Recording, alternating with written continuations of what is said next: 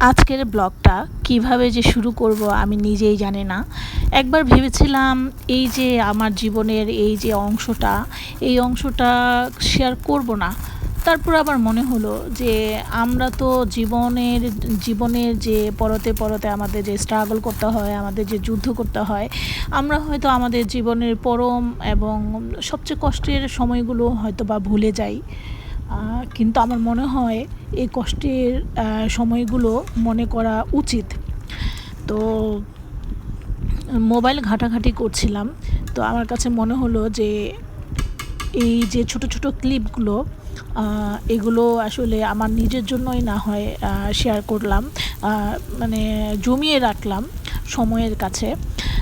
এগুলো হচ্ছে মে মাসে শুরুর দিকে, তেসরা মে, এই সময়গুলো। তো এই সময়গুলোতে আমার শ্বশুর শাশুড়ি আমার বাসায় ছিলেন। মার্চ মাসে আমার শ্বশুর শাশুড়ি এমনিতেই আসে আমাদের সঙ্গে দেখা করতে, বেড়াতে। হঠাৎ করে আমার শ্বশুর অসুস্থ হয়ে যায়, তো ল্যাবের হাসপাতালে প্রায় 1 মাস আমরা দৌড়াদৌড়ি করি এবং অনেক স্ট্রাগল হয়। ওনার নিউমোনিয়া ধরা পড়ে। তো আমার শাশুড়িও তো দীর্ঘদিন ধরে ওনাকে সেবা দিচ্ছে, ওনার পাশে থাকছে, যে কারণে ওনারও তো শারীরিক অবস্থা এবং চেহারা যা আছে সব কিছু শেষ। মানে একটা রুগীর সাথে যে থাকে তার যে অবস্থা কী হয়। তো আমি চেষ্টা করতাম আমার সাধ্য মতো আমার শ্বশুরকে আনন্দে রাখতে এবং আমার শাশুড়িকেও আমার বাসার আশেপাশে যত রেস্তোরাঁ, ক্যাফে বা রাস্তার পাশে যে চটপটি ফুচকা আছে, দোকান আছে, সেখানে নিয়ে যেতে এবং একটু আনন্দ দিতে। তো 11ই মের দিকে আমার শ্বশুর শাশুড়ি চলে যায়, আর এটাই ছিল শেষ যাত্রা। কোনো দিন ভাবিনি এটাই শেষ যাত্রা হবে। এবং আমি খুব সুন্দরভাবে এই যে বিরিয়ানি রান্না করেছি, ওনাদের সাথে আমার খুবই সুন্দর হাসি খুশি মাখা সময় কেটেছে। মানে এখনো ভাবতে পারি না। এখন আমার শ্বশুর চলে যাচ্ছে, আব্বা কেমন লাগতেছে? আলহামদুলিল্লাহ, আল্লাহ আমার তো ভালোই লাগছে। অনেকদিন রোগে ভুগলেন, এখন বাড়ি যাচ্ছেন, কেমন লাগছে? তাহলে ভালো লাগে, তবে নতুন একটা অভিজ্ঞতা হয়েছে।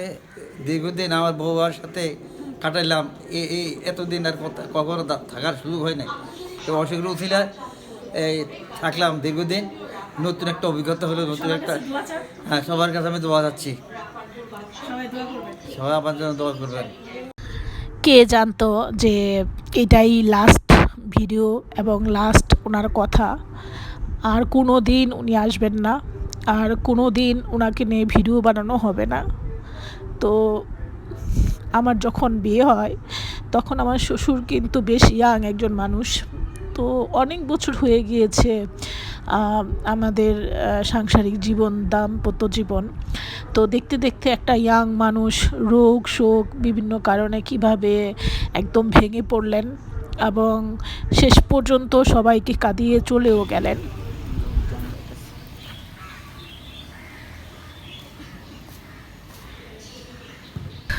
মোবাইলে অনেক ক্লিপ জমা হয়েছে। তো যেহেতু আমি ব্লগ তৈরি করছি, তো হঠাৎ করে এই যে পুরনো ক্লিপগুলো দেখে ভীষণভাবে আবেগ আপ্লুত হয়ে গিয়েছি। কারণ হচ্ছে আমরা যারা সুস্থ আছি, আমাদের সবার মধ্যে কিন্তু অনেক আক্ষেপ, না পাওয়ার অনেক রকমের আমাদের হিসাব নিকাশ, মনোকষ্ট। কিন্তু যারা বড় একটা রোগে আক্রান্ত, বিশ্বাস করুন তাদের জীবন যে কত কঠিন। জীবনকে গভীরভাবে উপলব্ধি করতে হলে হাসপাতাল অথবা জেলখানায় যেতে হয়, কিংবা পথে পথে হাঁটতে হয়। পথে পথে হাঁটলে অনেক বিচিত্র রকম মানুষের জীবনযাপন দেখা যায়, তাদের স্ট্রাগল দেখা যায়। মানুষের সাথে মিশলে মানুষের জীবনের অনেক গল্প জানা যায়, যে মানুষের জীবনটা যে কত বিচিত্র, কত যে কষ্টের।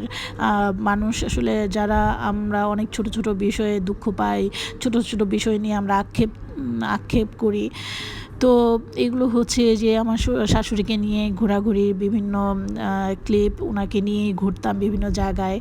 এবং তখন বাংলাদেশের পরিস্থিতিটাও বেশ ভালো ছিল। তো হঠাৎ করে কুরবানি ঈদের দিন আমার শ্বশুর হার্ট অ্যাটাক করেন এবং সেই যে অসুস্থ হলেন, আর উনি ভালো হননি। তো এই সময়টাতে আমরা কোরবানি ঈদ উপলক্ষে প্রস্তুতি নিচ্ছিলাম।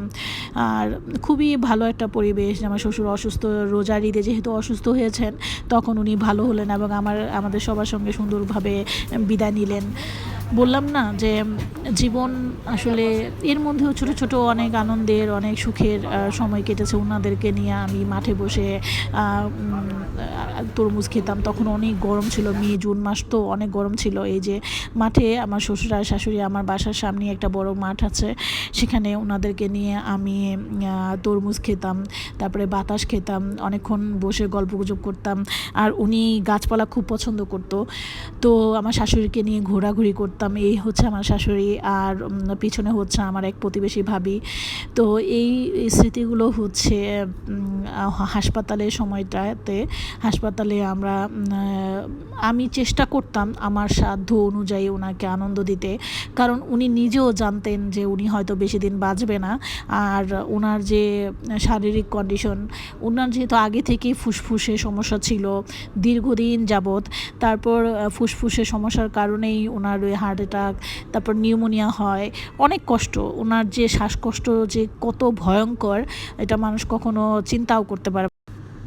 যারা সুস্থ আছেন নিজের শরীরের প্রতি যত্ন নেবেন। জীবনে সব কিছু পাওয়া গেল, শরীরের যে সুস্থতা এটা পাওয়া খুবই কঠিন। আর কি বলবো, উনি হচ্ছে 22শে জুন সকাল 8:30টার দিকে দাঁত মেজেছে, ওয়াশরুমে গিয়েছে, তারপর এসে নাস্তা করবে, তখনই ওনার শ্বাসকষ্ট শুরু হয়। আর কি বলবো, শ্বাসকষ্ট শুরু হওয়ার পর উনি মারা যান, এবং উনি নাস্তা না করেও মানে নাস্তাটাও করতে পারে নাই, আল্লাহ ওনাকে নিয়ে যান। তো এই লাস্ট কয়েক মাস কি, এই যে লাস্ট পুরো 1-1.5 মাস ধরে আমি আসলে খুব একটা ভালো নাই। তো আমরা আমার শ্বশুরবাড়ি যাই, আর অনেক দিন পর, কারণ আমার হাজব্যান্ড খুবই ব্যস্ত থাকে, আমি নিজেও অনেক ব্যস্ত থাকি, আমাদের আসলে ওইভাবে যাওয়া হয় না। আর সবাই যেহেতু চাকরিজীবী, সবাই বিভিন্ন জায়গায় থাকে, যে যার মতো করে থাকে। তো আমরা গেলাম, আর ওরকম যে ব্লগ করার মতো বা ভিডিও করার মতো যে ক্লিপগুলো, তা কিন্তু না। অনেক দিন পরে গিয়েছি, একদম অবারিত মাঠ, বিভিন্ন জায়গায় ঘোরাঘুরি করছিলাম, অনেক আত্মীয় স্বজন এসেছে। এই ছোট্ট বাবুটা হচ্ছে আমার ফুপাতো ননদের মেয়ে ছেলে, ওর নাম হচ্ছে ওর নামটা এখন ভুলে মাথায় আসছে না। খুবই কিউট একটা বাচ্চা, ও নিজেও ব্লগিং করে, এবং ও আমাকে যেহেতু সম্পর্কে আমার মামি, আমি ওর মামি হই, এবং ও আমার পাশে পাশে ঘুরছিল। তা আমরা দল ধরে অনেক জায়গায় মানে ঘোরাঘুরি করছিলাম, অনেক ভিতরের দিকে একটু গিয়েছিলাম, একটু হাঁটাহাঁটি করছিলাম। তো এই জায়গাটা হচ্ছে একটা মুরগির ফার্ম, তো এখানে ভিতরে ঢুকলাম। আর এর থেকে আরেকটু সামনে গেলেই হচ্ছে আমার শ্বশুরের কবর দেওয়া হয়েছে, ওনার কবরস্থান।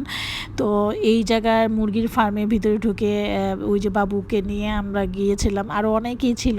আসলে বললাম না, যেহেতু একটা মৃত্যু বাড়ি, ওই বাড়িতে তো আসলে ওই রকমভাবে ভিডিও করার মতো যে মন মানসিকতা থাকা বা এগুলো হচ্ছে আমার যে ভাগিনা, ওর হচ্ছে আমার ননদ রুনা, ওর ছেলে হচ্ছে আমার মোবাইল নিয়ে এই ভিডিওগুলো করেছে। তো যেহেতু ভিডিওগুলো করেছে, আমি ভাবলাম যে এগুলো দিয়ে একটা ব্লগ বানাই এবং সবার সঙ্গে শেয়ার করি, আর স্মৃতিগুলো থেকে যাক। আমরা হয়তো জীবন কোথায় আমাদেরকে নিয়ে যায় আমরা হয়তো জানবো না। আর সবাই আমার শ্বশুর আব্বার জন্য দোয়া করবেন, আর আমার শাশুড়ির শরীরটাও ভালো নাই, ওনার জন্য দোয়া করবেন। আর বলবো যে আমার হাজব্যান্ড তো এতিম হয়ে গেল, ওনার জন্য দোয়া করবেন সবাই। পৃথিবীতে মা বাবার মতো পরম আপনজন তার কেউ হয় না। এই মা বাবা যখন পৃথিবী ছেড়ে চলে যায়, তো তার থেকে অসহায় আর কেউই হয় না।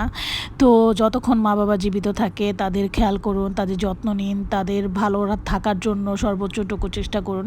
আর আমার শ্বশুর আব্বা অনেক বছর ধরেই অসুস্থ ছিলেন, অনেক স্ট্রাগল করেছেন, ওনার জন্য দোয়া করবেন, আল্লাহ যেন ওনাকে ব্যস্ত নসিব করেন।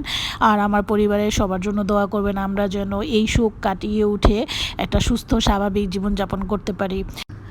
সেই সাথে আবারও সবার কাছে দোয়া চাচ্ছি, আপনারা দোয়া করবেন যেন আমার শ্বশুর আব্বাকে আল্লাহ বেহেশত নসিব করেন।